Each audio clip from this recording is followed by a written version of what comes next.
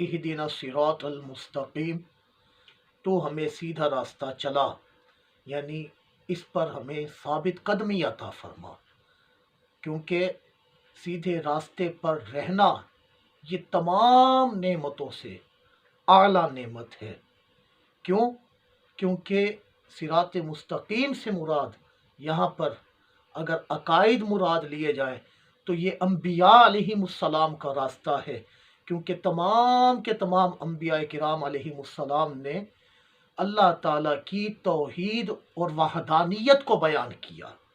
یا صراط مستقیم سے مراد اسلام کا راستہ ہے، تو یہ وہ راستہ ہے جس پر صحابہ کرام علیہم الرضوان اولیاء اعظام تھے، اور اسی راستے پر رہنے کا حکم اللہ تعالیٰ قرآن میں ہمیں یوں ارشاد فرماتا ہے، یا ایھا الذین آمنوا اتقوا اللہ وکونوا مع الصادقین، کہ اے ایمان والو تم اللہ سے ڈرو اور سچوں کے ساتھ ہو جاؤ۔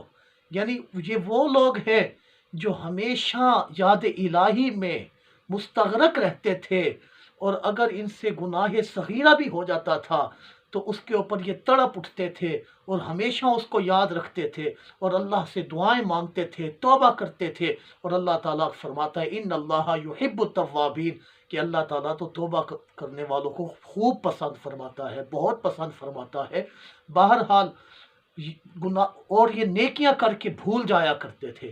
ہمارا معاملہ اس کے برعکس ہے، ہم اگر نیکی کر لیتے ہیں تو اسے یاد رکھتے ہیں اور اس پر ناز کرتے ہیں، سوشل میڈیا پر ڈال دیا، اور اگر گناہ کرتے ہیں تو وہ بھول جاتے ہیں۔ شاید یہی وجہ ہے ہماری تنزلی کی، یہی وجہ ہے کہ ہم اللہ تعالیٰ جل شانہ سے رحمتیں اور برکتیں نہیں پا رہے۔ اللہ تعالیٰ ہمیں صراط مستقیم پر استقامت اور مداومت عطا فرمائے، آمین۔